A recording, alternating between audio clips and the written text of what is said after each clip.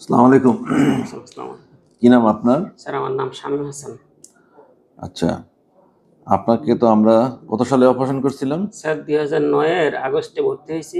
সেপ্টেম্বরের ৭ তারিখে মনে হয় অপারেশনটা হইছে। ২০০৯ ২০০৯ সালে। জি স্যার। তখন কি সমস্যা নিয়ে ভর্তি ছিলেন? আমি ভর্তি হয়েছিলাম, আমি এখানে আউটডোরে আসছিলাম যে আমার পায়খানার রাস্তা দিয়া মিকোস মানে সাদা মানে আমাশার মতন যায়। কোলোনোস্কোপি করার পরে আপনার আ পায়খানার রাস্তায় ক্যান্সার ধরা পড়ছিল। জি, কোলোনোস্কোপি করার পরে এরপরে মানে একটা রিপোর্ট নিয়ে আসার পরে উনি বলছে যে আপনার পায়খানার ভর্তি রাস্তায় হতে ক্যান্সার। ক্যান্সার, আপনার ভর্তি হতে হবে। তারপরে এখানে ভর্তি হইলেন এবং তখন আমরা কি অপারেশন করলাম? ক্যান্সারের অপারেশন করলাম। করে পায়খানার রাস্তা পুরো ফেলে দিলাম। জি স্যার। পায়খানার রাস্তায় ফেলে দিয়ে পায়খানার রাস্তা পেটের সাথে করিয়ে দিলাম। জি স্যার। পেটের কোন পাশে? স্যার আমার ইয়া পেটের বাম পাশে। বাম পাশে স্যার। পেটের বাম পাশে আপনার পায়খানার রাস্তা পার্মানেন্ট পার্মানেন্ট স্যার। ব্যাক করে দিলাম। স্যার পার্মানেন্ট করে দেওয়া হয়েছিল। তারপর অপারেশন করার পরে মাংস পরীক্ষার রিপোর্ট আসলো। সেই রিপোর্ট রিপোর্ট অনুযায়ী আপনাকে আমরা ক্যান্সারের ডাক্তারের জি কাছে স্যার, পাঠাইলাম। ক্যান্সার ডাক্তারের কাছে পাঠাইছেন। ক্যান্সার ডাক্তারকে আপনাকে কেমোথেরাপি দিল। কেমোথেরাপি দিছে কয় সাইকেল দিছে? স্যার ১২ সাইকেল কেমোথেরাপি দিছে। আর রেডিওথেরাপি? রেডিওথেরাপি ৩০ টা। 30 টা। জি স্যার। তাইলে আজকের থেকে 17 বছর আগে আপনি ক্যান্সারের অপারেশন করানোর পরে পায়খানা রাস্তা পেটের সাথে পার্মানেন্ট করে দেওয়া হলো এবং তারপর কেমোথেরাপি, রেডিওথেরাপি দেওয়ার পরে আপনি ভালো আছেন। জি ভালো আছে স্যার। এই 17 বছর পরে এখন আবার কি জন্য আসলেন? এখন আসলাম স্যার আমার মানে একটু ওই মানে অন্ডকোষ ফুলে গেছে। অন্ডকোষ ফুলে গেছে। অন্ডকোষ ফুলে গেছে। পরে আমি এটা এখন আপনার ওই ক্যান্সারের কোনো সমস্যা নেই।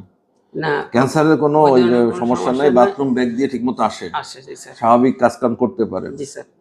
আচ্ছা, দর্শক, তো আপনারা দেখেন যে আমাদের আগে ধারণা ছিল যে ক্যান্সার হলে মানুষ বাঁচে না, মারা যায়, ক্যান্সারের চিকিৎসা করানো যায় না।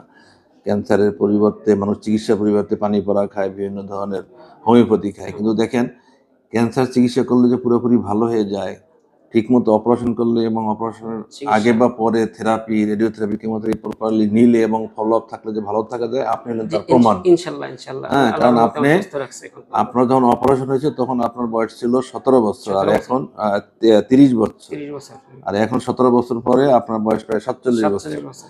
এই 47 বছর বয়স পর্যন্ত আপনি ক্যান্সারের অপারেশন করায় আপনি সম্পূর্ণ চিকিৎসা ভালো নিয়ে আছেন। এখন সম্পূর্ণ ভালো ভালো আছি। আছেন। তার মানে আপনার অপারেশনটা খুব ভালোভাবে হয়েছে এবং অপারেশনের পরে থেরাপিগুলো খুব ভালোভাবে হয়েছে। জি স্যার। তো এই জন্য আমি দর্শকদের কাছে বলবো যে ক্যান্সার, কোলোরেক্টাল ক্যান্সার চিকিৎসা করলে, ঠিকমতো সময়ে চিকিৎসা করলে এবং চিকিৎসা পরবর্তী যেসব ফলো আপ সেগুলো ঠিকমতো মেনে চললে পুরোপুরি ভালো হয়ে যায়। পার্মানেন্ট ব্যাগ নিয়ে স্যার আসলে পার্মানেন্ট ব্যাগ নিয়ে একটু কষ্ট হয়, কিন্তু কষ্ট হয়। আপনাকে ব্যাগ কয়দিন পর পর চেঞ্জ করতে হয়? আমি স্যার এটা তো গরমকালে একটু মানে ১ সপ্তাহ ৪-৫ দিন পরও করা লাগে। আর শীতকালে আবার ৮ দিন ১০ দিন পরেও করি। ৮ দিন ১০ দিন পর। ঠিক আছে।